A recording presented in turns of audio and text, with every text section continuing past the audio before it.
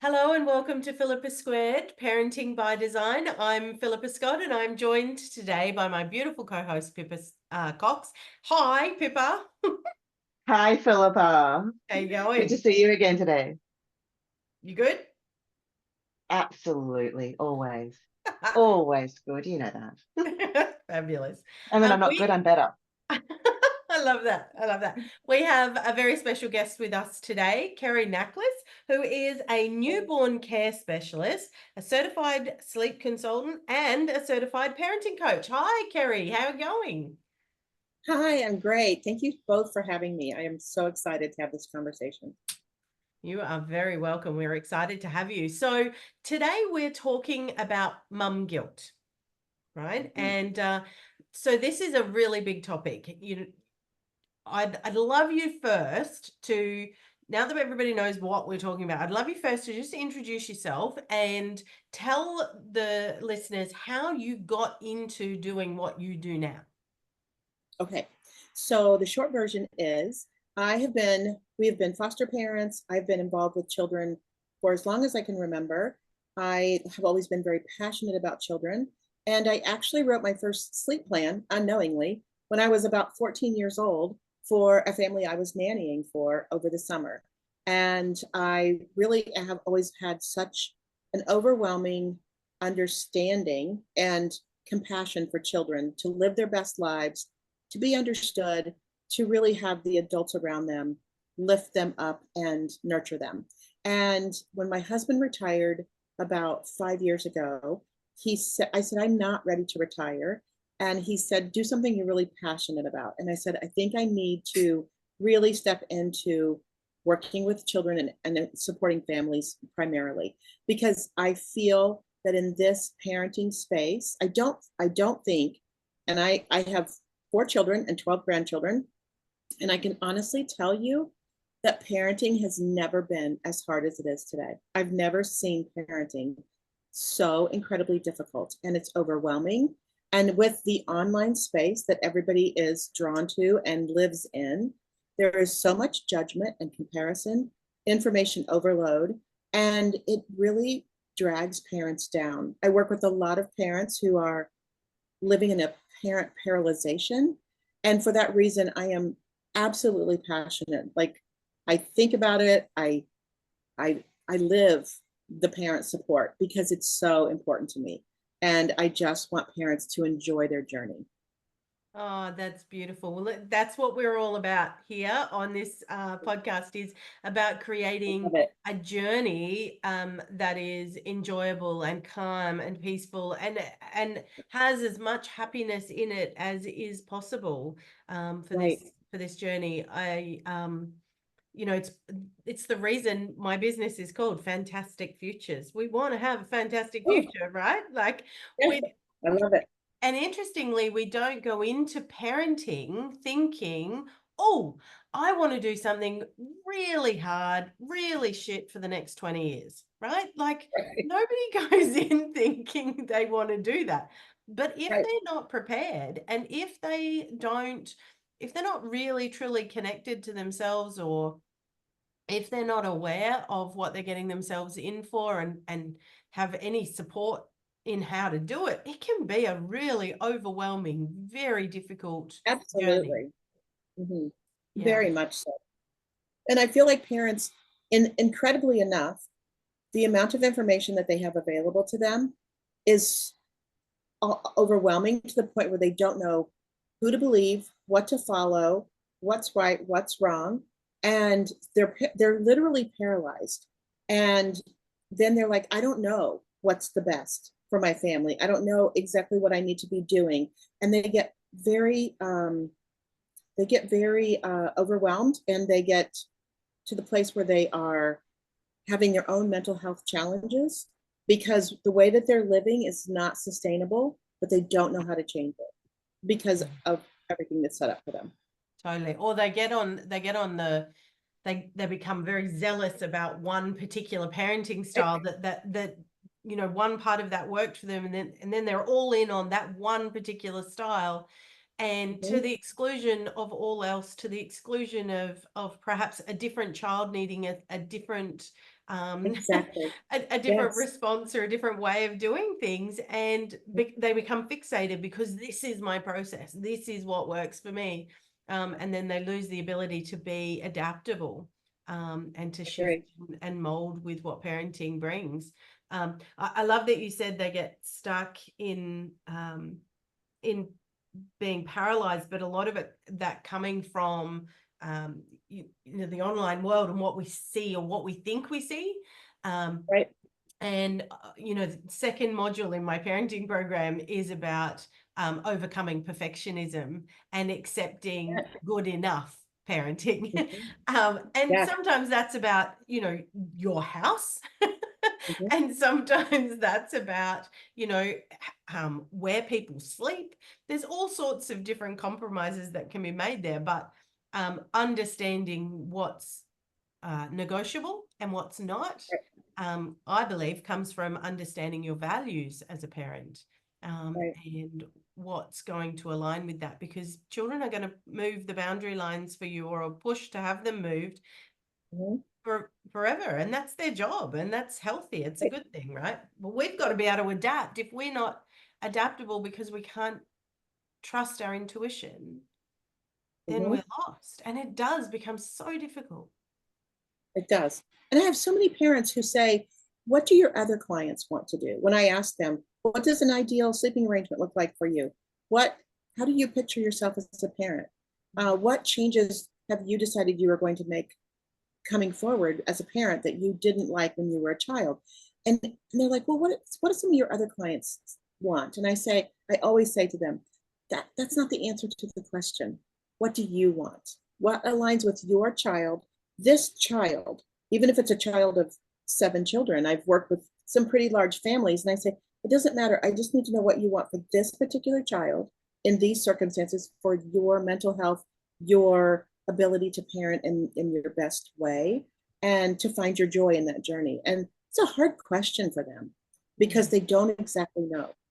And they're so nervous about doing it wrong.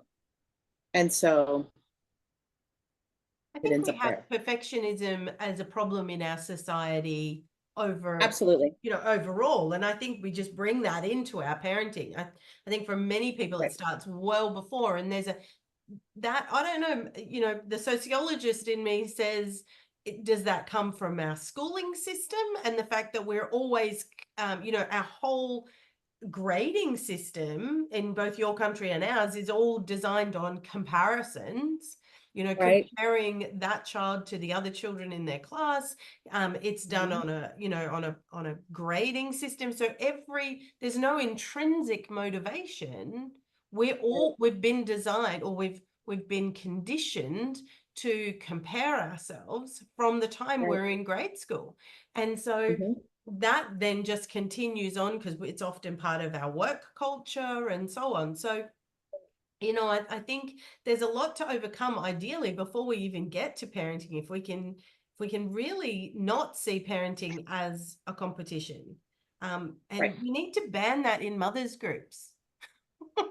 Yes, it's very difficult though, isn't it, to ban it? I mean, with mothers groups, because you've got a beautiful mothers group, haven't you, Philippa? I do. And a lot of people that I have coached and have seen as a midwife that belong to parenting groups, a lot of them are full on comparison. Like they feel that they can't actually let themselves go and be vulnerable. Right. You know, that comparison is still there. They've still got to be the perfect mum. Right. So how do we break that? How do we break that culture? So I think it's education. I think it's women like us who go out and support them in a way and give them permission to be okay with their very best. And their very best may look different than their neighbor's very best. And there's this is what I send to a lot of my clients. I wrote it down so I could get it right because I usually just send it to them in a text. There is no perfect way to be a mother and a million ways to be a good one. Yeah. Oh, And I they, love that. yes, and they don't quite understand that. They think that if they're not perfect, then they have failed completely. And I see it in moms groups all the time. And I will, against some of the group rules, sometimes I will message and say, I just want you to know that I think you're doing an amazing job. And I know that you feel like you may not be, but please know from the outside looking in, I can absolutely tell where your heart is, and I think you're doing a great job. And the responses I get back from those mothers, because they don't hear it very often.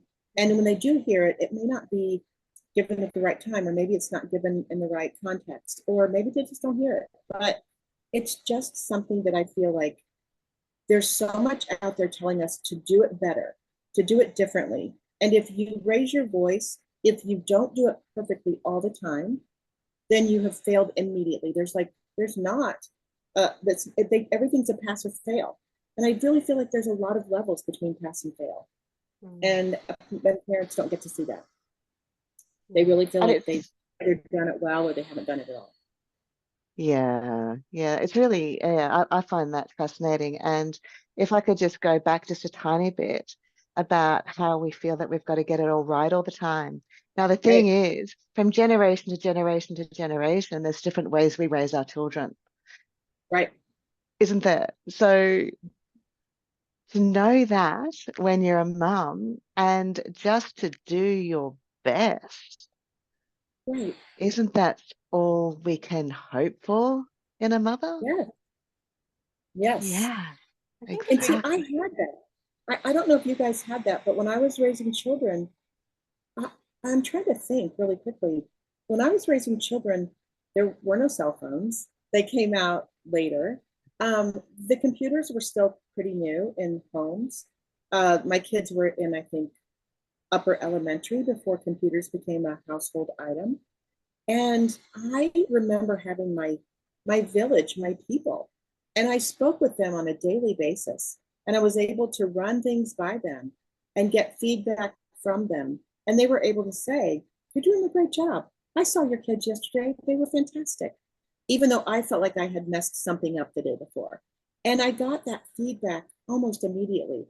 And it wasn't feedback that I got by comparing myself to something somebody posted online. So, for example, what I'm talking about is, let's say, oh my gosh, I'm trying to think really quickly. Let's say that somebody did lose their temper with their child, and they raised their voice and they said, I need to remove myself from the situation, and they needed to kind of calm down. And then they get online later that night after the child's in bed, and they see somebody posted something where they were losing their temper, but they were able to recenter themselves. They spoke to their child in a certain way. They handled it a certain way that was different than that particular mom had done it. It's immediately where she's validating her behavior is from an online source who really wasn't there. And that source doesn't know her, but she's immediately comparing herself to how that other person handled their situation. But it's not the same. So if I handled a situation that I felt bad about, I could say to my friends, "Oh my gosh, I lost my temper at Sarah. She wet her pants for the third time today." And, and they would be able to, they know me, they speak into me, they're my people. And I think there are so many moms and parents in general who don't have that. So they go online and they start typing in the hashtag potty training toddlers, and then they get all of these perfect scenarios coming up, and then they're like, "Oh, I really messed this up today." But really they didn't. They just don't have somebody to give them accurate feedback from who knows them. Does that make sense? Yeah, it does. They're comparing themselves online. It does. It makes sense. And and then there's ideally in in an ideal world, we're in our village, Right. we also have those friends who are prepared to say to us, "Yep, you messed that up. But you know Right. what? Right. You're speaking to me about it. You're open to learning. You want to be better, and so you will. Absolutely. You'll be better Mhm. tomorrow." And if we don't have somebody who's doing that with us, who's actually offering that truth and that feedback and that sounding board, it can be really, really difficult. Right, And it's very normal. yeah, and a lot of mums just don't have that person. And I don't feel like a lot of mums feel like they can talk to their partner either sometimes, because Right. their partner comes home and he hasn't been doing all that all day, and Mhm. and so there's a perception of, well, you won't get it. You won't get why I Right. lost it, or you won't understand how hard it is, or, and we're looking for that genuine connection, Right. that genuine somebody who gets me, you know? Right. Mm. And someone who's in the same trenches that you're in. They Or has understand been there. exactly, yes, that's been there, or they understand exactly what you're going through. They're going through it themselves, or they went through it last year with their toddler. But it's not really there online. That's not what they're getting online. They're getting a lot of comparison, which then the mom guilt is just exacerbated and multiplied, and they just sit in it. And I don't know, I'm sure that you guys see this in your own businesses, but I have so many of my clients who say, I feel like you're my mom. I can't really share these things with my own mom, or maybe their mom's passed away, or maybe they're estranged. But because I also work with a lot of cycle breakers and generational cycle breakers, and if they're like, I've never been able to talk to someone like I talk to you. But what makes me so sad is I talk to them the way I spoke to my friends when I was raising children. I have that, they have a connection with me like I had with my own friends. And I just wish I could create villages for these sweet little moms that can run things by with no comparison, no judgment, and really feel good about the response they get. I Yeah. think it's missing. Yeah. Well, Kerri, I'll let you know when my book comes out about that. It's in the Please wings. do. Yes, It's in the wings. I would love to see it. Yeah, Mhm. because it is really missing. If we go back to guilt, Right. and we think about where guilt comes from, and we talked about shame, and that will have come out as a podcast already, Mhm. in the next, or by the time this one airs, it will have been out. So go back and have a look at shame, because shame and guilt really are connected in a lot of They ways. are. Shame Mhm. comes from often that space of guilt and feeling responsible. Here's Mhm. the interesting thing about responsibility. And I made this connection when my first daughter was born, and I had a crappy first birth experience. And I was looking at, well, how do I had a very quick turnaround. There's only 19 months between my first two. And I had to figure out what's the quickest way for me to get to a different experience. Sure. And it made sense to me that I needed to accept responsibility for the crappy experience. Now, in that Right. instance, I had given my decision-making power to somebody else, and I had allowed them to make crap decisions on my behalf. Right. But I had to accept that I was responsible for giving them the power to do that. True. Right? Very true. Mhm. So once I had accepted responsibility for the good, bad, and the ugly, I was then able to understand in my full power that I was responsible for the Right. next step in all its good, bad, ugly, and glorious. Right. And so I made different decisions, and I owned those decisions, and I Mhm. stepped into a far better experience. Right. Now, I had to do that on different layers with every baby. And then I did that on different layers with my parenting experiences, parenting, different children in different ways, even Right. because even though like I say, because I've got 4 autistic daughters. Now, that's 4 of effectively the same thing, but they are all different, right? Right. So, Right. so there is you've got to keep doing this, but that accepting responsibility doesn't have to be with guilt though, right? So I accepted that I had made a decision that was not one that I would repeat, but where did that decision come from? Did that decision come from a desire to mess up my own birth experience? No, it didn't. It came from naivety and not knowing the depth and breadth of the decision I was making. And Sure. so when when I'm working with somebody who's experiencing guilt and who doesn't I'm asking them, have you looked at all of the evidence? What does all of the evidence say? I love that. Mm-hmm. Right? So because that's what they're going to do in a court of law. They're going to look at Right. all the evidence Right. and decide. Right. So if you look at all, and I love when my clients pronounce themselves not guilty. Yes, I made a mistake, but I am not guilty, right? What was my intention? What was my heart? Right. You know? I think they forget that their heart was in the right spot. Yeah. Mm-hmm. Yeah. And I Totally. always remind them of that. Yeah. I Because think you're it's going to so make important. mistakes. Right. Well, I don't think that you can be a perfect mom. I don't think it's not a thing. We all know that you cannot be a perfect parent. So here's the thing though, if you aspire to be a perfect parent, what are you saying to your child? Like it's great to want to do our very best, but if we are perfect and the only thing we put out to the world and our children is perfect, we are demanding perfect of them.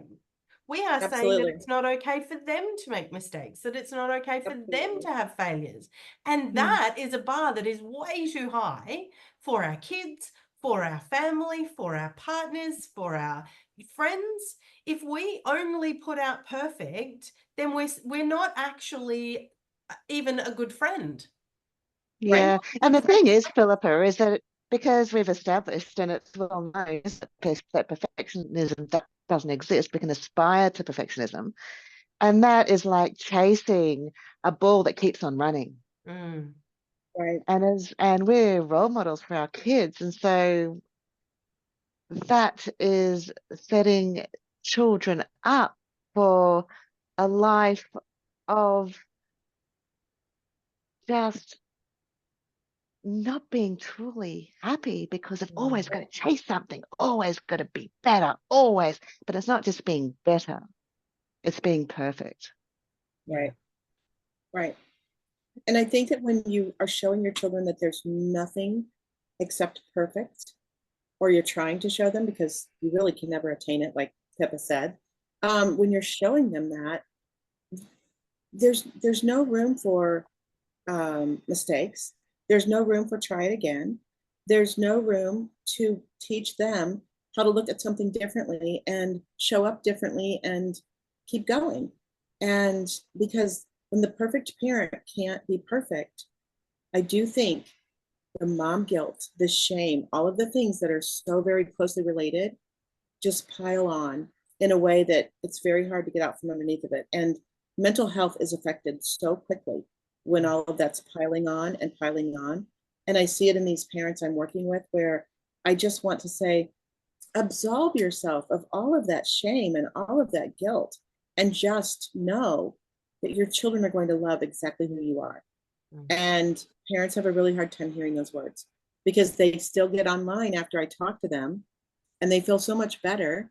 But then they get online and something comes up again to tell them that they're not doing it correctly or the best or perfectly or intentionally. And all of these words they use for the comparison that they get from online.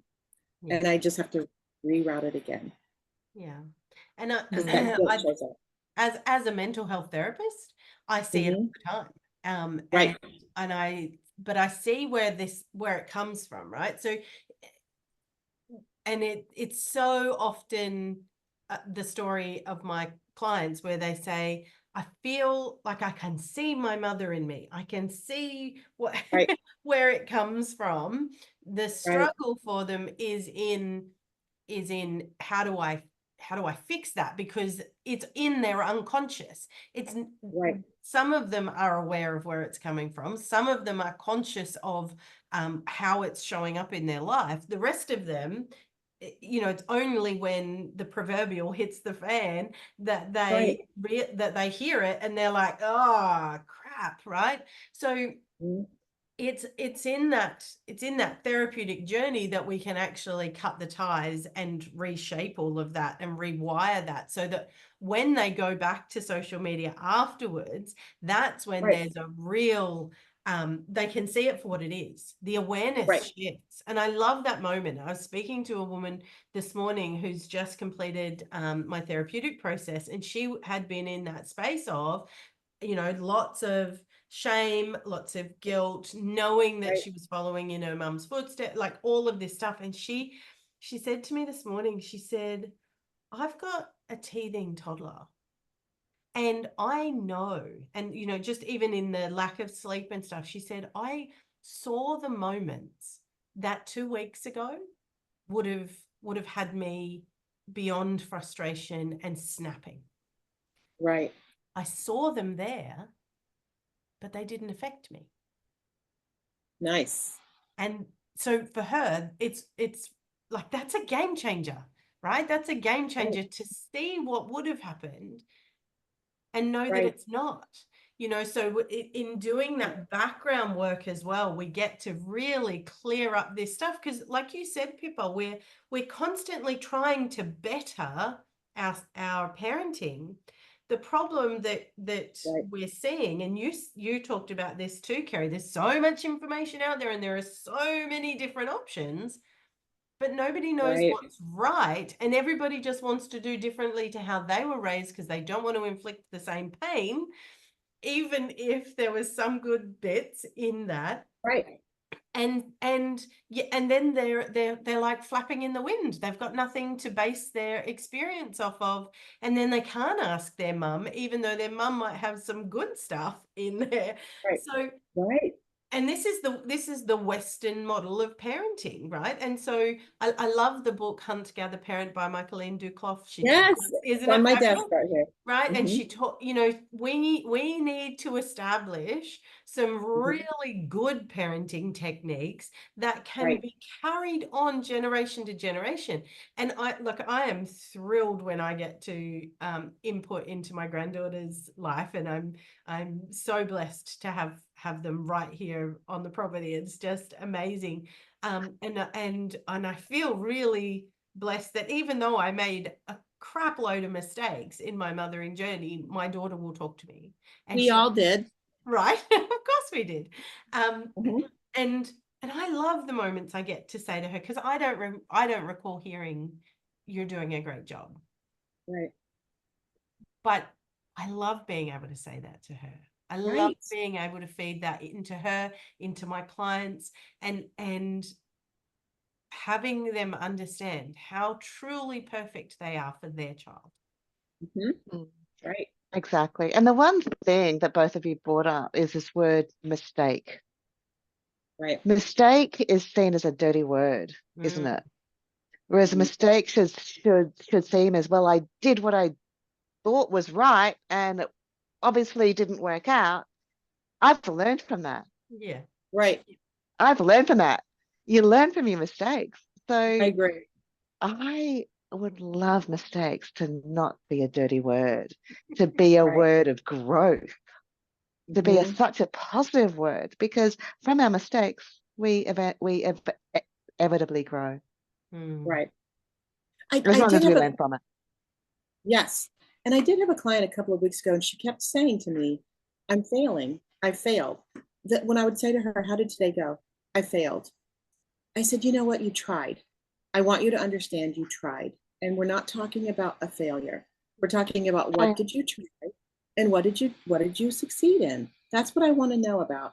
And I said, I said, we're going to mark the word fail off of the vocabulary list while we're working together, because it doesn't serve you and it doesn't serve your children. And she was a little verklempt. She was not sobbing, but she got caught up in her throat. And she said, I just use that word so much in my own mind, when I'm talking to myself. She said, my self-talk loves the word fail. And I said, but your self-talk needs to rewire itself. And you need to say, I tried, because as long as you're trying, and she was trying. I honestly felt like she was being so hard on herself, and she was trying. And I said, so as long as you're trying, let's say it's a success. And so we worked together for our time. And by the time we finished, she wasn't using the word fail anymore. She was able to say, this is what I tried today. And then she would tell me, did it work? Did it not work? What she saw could be done differently.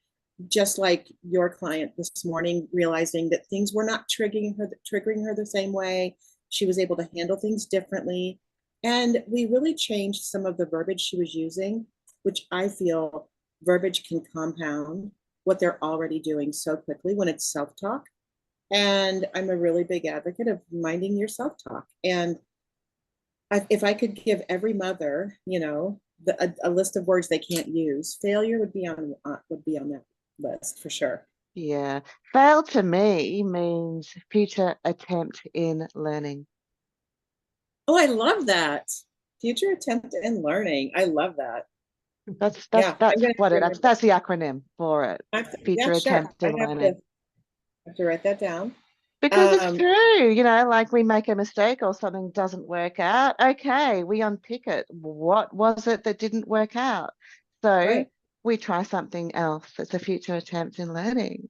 Mm-hmm. And the other thing that both of you have actually highlighted, and I really want to make this as a golden nugget moment, is that all this self-talk, all these unconscious scripts, all that talk that we're not even aware goes on in the background in our unconscious, subconscious mind, it can be rewired. Yes. Simply, very simply.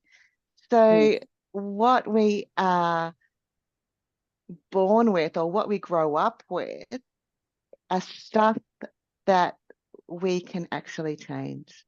Right. And so for all of the mums out there, change is possible. It's evolution. Mm-hmm. Yes. And we grow as human beings. We go older. We grow. Right. And parenthood is like growth on steroids for the rest of your life. It totally is. I did a presentation yesterday, just my 45-second presentation yesterday, and I said to the group I was presenting to, have you ever been to the fair or like a show or something, and you've got those wonky mirrors, so you got those wonky mirrors, and you stand in front of it and you're like, oh, I look weird, right? Parenting is like having a mirror. Your child is like a mirror to you. And it's not like one of the mirrors that's in the dressing rooms at a, fashion boutique that makes you look really skinny and everything, right? It's not one of those, right? I see where this is going. It's very, very accurate. It's actually extremely accurate.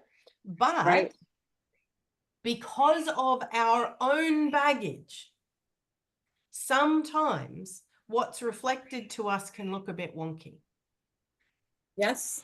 And so I love that.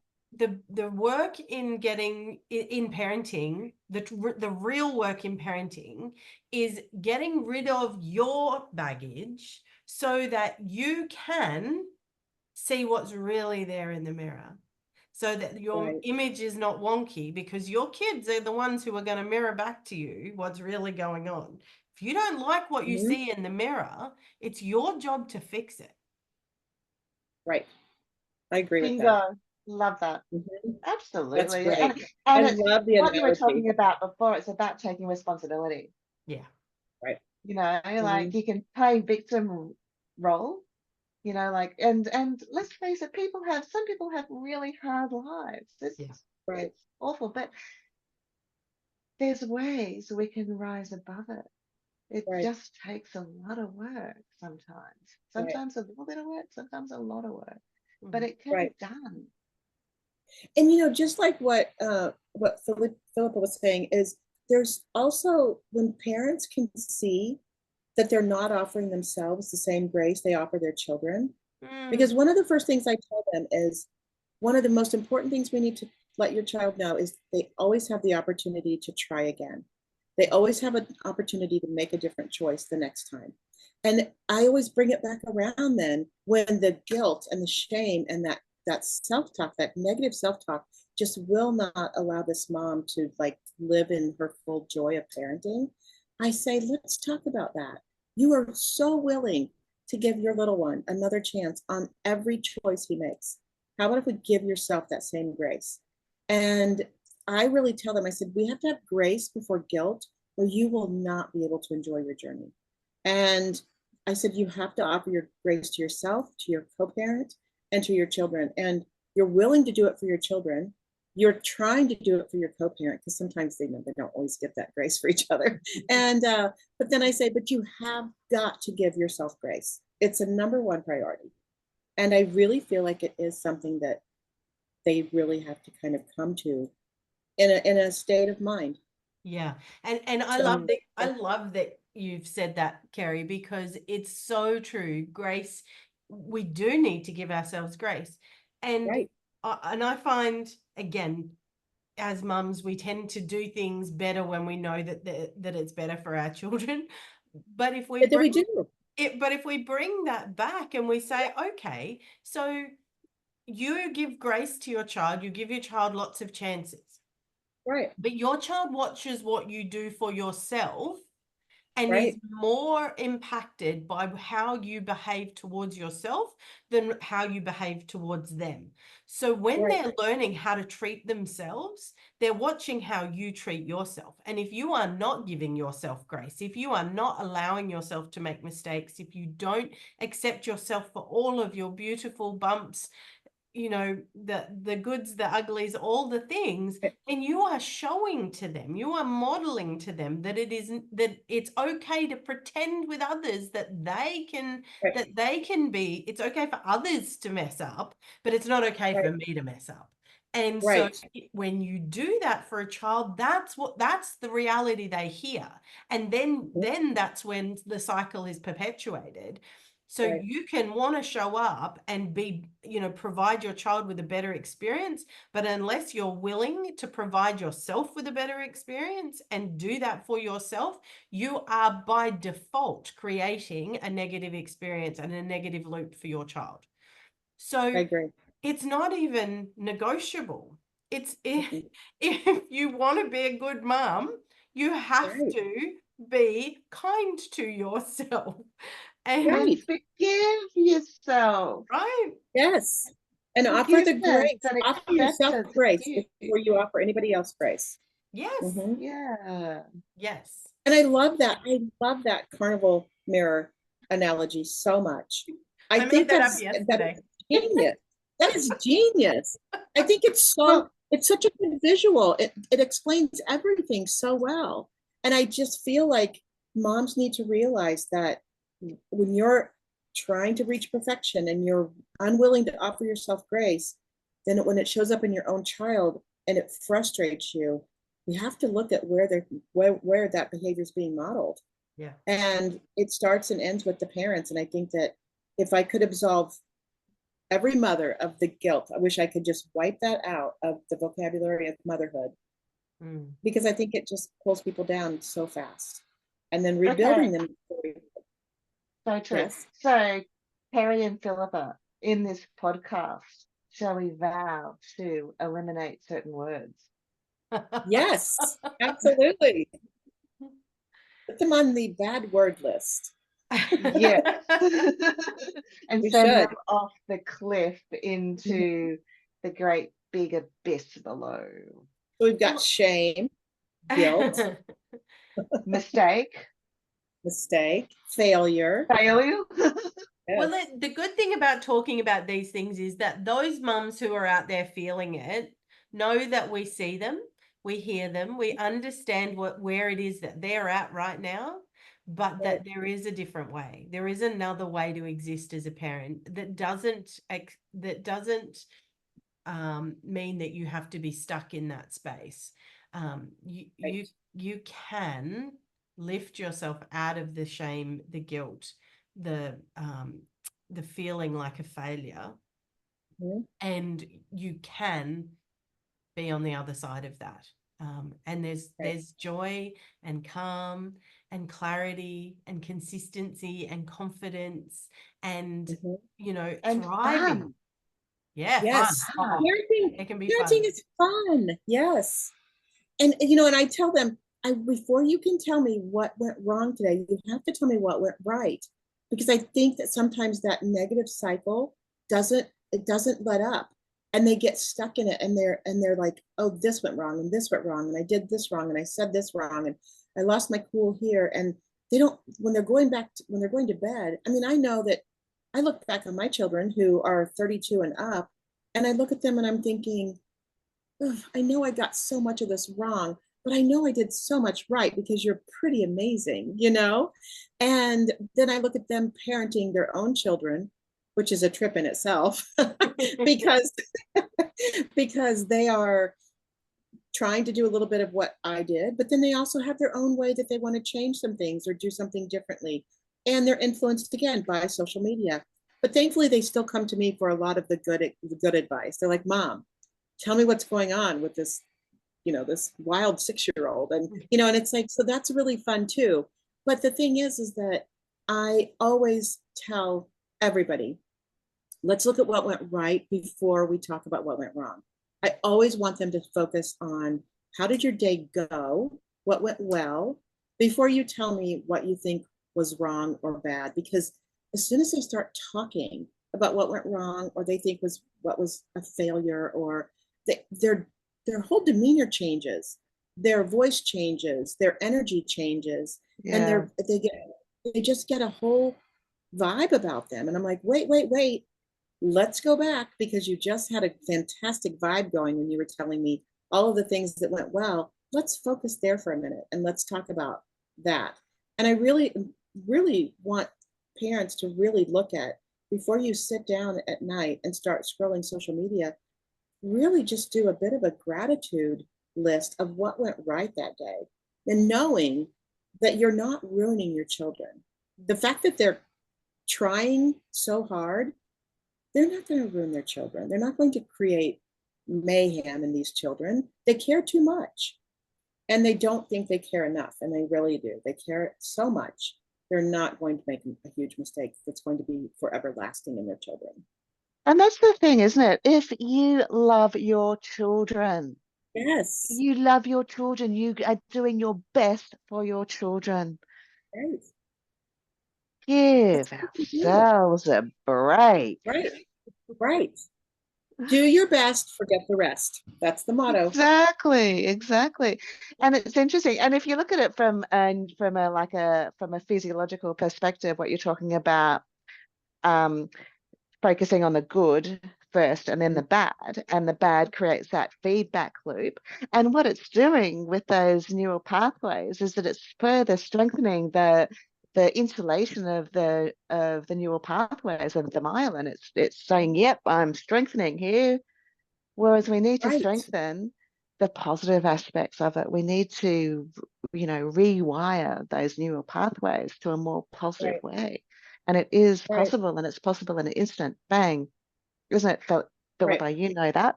It is. It is. Yeah. What you think about, you bring about, and it just perpetuates. Yes, it does. It does. Anyway, so we've had a great conversation. We have. Haven't we, girls? Fabulous conversation. So, Kerri, can we wind up with some golden nuggets? Just to summarize everything that we've talked about. What golden wisdom would you have, Kerri, to end this podcast? Well, I don't know if we have enough time because I just want to pour out everything. And I want mothers and parents to know that you are enough and that you are doing your best. And the fact that you care to be on this podcast, to be trying to find out what is the right way and the best way and a different way, that tells me that you care more than you need to. You are doing it. So I really feel like my nugget is, do your best, forget the rest. My nugget is, turn off social media. If it's not serving you, it's no different than a neighbor that you have to quit talking to because they don't make you feel good about yourself. It's no different than a family member that you have to put boundaries up with because they don't make you feel good about yourself. If social media isn't serving you, let's just limit it and go about your day being the very best parent that you can be, and show up the best and give yourself grace. Grace over guilt will win every day, and you'll go to bed feeling, okay, I did a good job today. I'm going to get another chance tomorrow. And I feel, I mean, that's what I feel like children need to know when we're trying to help them do better, be better, show up differently. And I think that's all we can ask of ourselves as parents. That's my nugget. I love that. That's Love it. beautiful. Thank Yeah. you. And can I just say the word grace, it's actually a very fine word, and I love that word because it's Yes. a word that sounds like it means. Yes. Yes. I love it. Yeah, Yeah. perfect. Grace Love is it. one of my favorite things. Yeah, It is, yeah, because it's a little word with lots of meaning. It's great. yeah. Mm-hmm. I want to leave you with one thing, listeners, today too, and it's the idea, and it's gone. It's literally gone from my brain right then. Really? Yeah, literally, just bloody menopause. Philippa.